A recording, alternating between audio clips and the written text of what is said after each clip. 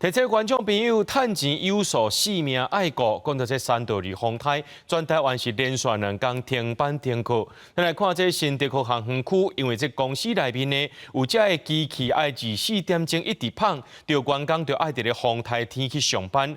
劳工处提醒讲，这风台天公司若阵需要员工来轮班，着爱照规定，公司着爱考虑到员工上下班的交通安全以外，也袂当要求员工一定爱来上班。原本逐工上班时间拢会塞车的新竹科学园区，因为风台来停班停课的关系，路上的车是比平常时减真多。虽然全台歇风台假，不过科学园区内底有一群人，风台天赶快爱为着台湾经济来打拼。通常台风假的时候，依照人事行政局，我们就是跟着放假。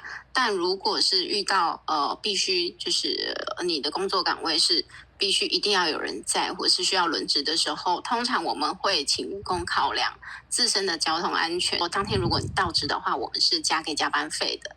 不过，有人感觉风台天公司要求员工去上班，但是发生危险，谁要负责？台风就够危险，还要上班。如果发生意外的话，就要自己承担。